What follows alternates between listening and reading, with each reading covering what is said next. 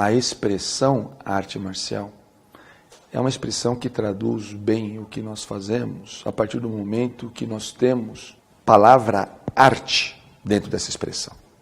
E quando nós falamos de arte, nós estamos falando da mais ampla e diversa e profunda manifestação do ser humano. Inclusive de negar ela própria.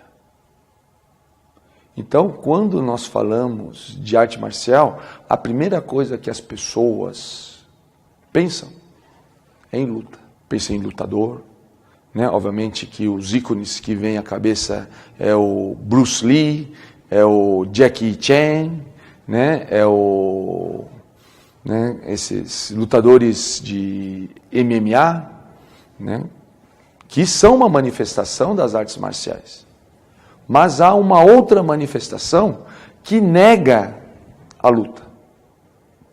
É aquilo que eu citei, o primeiro que eu citei foi Bruce Lee, é aquilo que Bruce Lee chamava da arte de lutar sem lutar. E nesse sentido é muito interessante, porque quando nós identificamos a arte marcial dentro desse contexto, a experiência marcial, que é aquela experiência que a gente observa dentro de um combate físico simbólico, onde a premência de morte ela está presente dentro de um contexto simbólico, mas que nós enganamos o nosso cérebro o tempo todo, acreditando que é real, e ele só percebe que não é real depois que o golpe para ou depois que há alguma interrupção, leva a diferentes graus de consciência para que possamos ter esse tipo de pensamento que eu citei anteriormente. E como que seria isso? Por isso que esse tipo de movimento que nós fazemos, que as pessoas chamam de técnica, e eu prefiro a expressão dispositivo corporal de combate simbólico, tem que ser altamente eficaz. Para quê? Para que a pessoa possa perceber que a sua manifestação, ela produz efeito, e efeito significativo a partir do uso da força do outro. Por isso que a ideia da feminilização da guerra, que é um marco do pensamento chinês, é uma grande contribuição do pensamento estratégico chinês, ele é fundamental nesse sentido. Por quê? Porque eu uso a força do outro. Eu uso o esforço do outro para o meu benefício. E com isso, então, ao vivenciar essa experiência, a minha forma de pensar começa a se transformar. Mas, obviamente, que não é tão simples assim, transformar simplesmente porque eu vivi uma experiência. Quantas vezes nós já vivemos experiências altamente impactantes e depois voltamos a ter o mesmo padrão de comportamento. Mas aí que entra algo muito importante que o patriarca Amuyat, que foi meu mentor, chamava de vida Kung Fu. Por quê? Porque a partir do momento que ele identifica na experiência marcial esta comoção, esta mobilização, a comoção da base no pensamento, ele reforça isso depois no dia a dia, na conduta do dia a dia, a partir de uma convivência, é óbvio, entre mestre e discípulo. Aliás, que é uma relação que a gente já não ouve falar muito, não é mesmo? De a relação mestre-discípulo. Parece isso muito extemporâneo, parece isso muito verticalizado, né? Mas que é fundamental para que a pessoa possa ter esse tipo de vivência.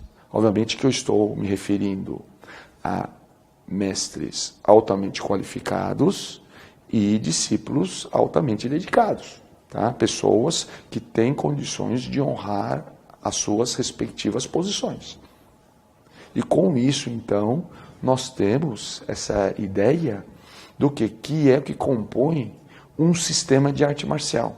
Ou seja, uma composição de diferentes situações progressivas, de experiências, onde, a partir de cada experiência, o mestre se apoia no resultado dessa experiência para que o discípulo possa progressivamente aprender mais e absorver esse tipo de pensamento. Um pensamento baseado no desenvolvimento humano, porque é um pensamento onde eu reconheço a importância da existência do outro na minha existência. Um pensamento onde, a partir do outro, eu alcanço aquilo que eu anseio com participação do outro. Olha que interessante.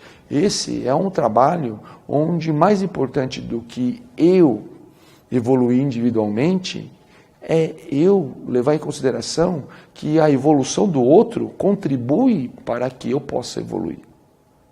Por isso que nós falamos de desenvolvimento humano e não de desenvolvimento pessoal, porque ele é fundamental nesse sentido. Então, quando nós falamos de artes marciais, obviamente que nós estamos nos referindo a combate simbólico e não a luta real. E quero aqui fazer um adendo, porque mesmo essas lutas que a gente vê muitas vezes na televisão, com o advento do MMA, com essa empresa, o UFC, que faz todo esse tipo de promoção, aquilo também é um combate simbólico, não é um combate real. O combate real é o combate onde a sua vida realmente está em risco. Ou você mata ou você morre. Mas a riqueza dessa experiência, ela está na mobilização. Quero dizer o seguinte, quando uma pessoa está lá, mesmo no ringue, sangrando, mas aquilo é normal para ele, aquela experiência não está cumprindo o seu papel mobilizador. Por isso que a arte marcial não tem nada a ver com o talento de alguém ser um grande lutador. Tem a ver com a capacidade de ele ser sensível a uma experiência mobilizadora, que no nosso caso seria a experiência marcial, uma experiência de combate simbólico físico, para que a pessoa possa sentir, inclusive, dor, ela possa sentir medo, ela possa sentir, enfim, esses sentimentos nobres, que são sentimentos que fazem com que nós sintamos que estamos vivos, que são sentimentos que faz que nós sintamos covardia, sintamos que poderíamos ter feito algo que nós não fizemos. Isso todos são sentimentos nobres. E sentimentos nobres em que sentido? Não no sentido moral, no sentido de poder nos transformar. Como havia dito no começo da nossa fala, da importância da transformação, que é o que representa a vida humana, uma constante transformação.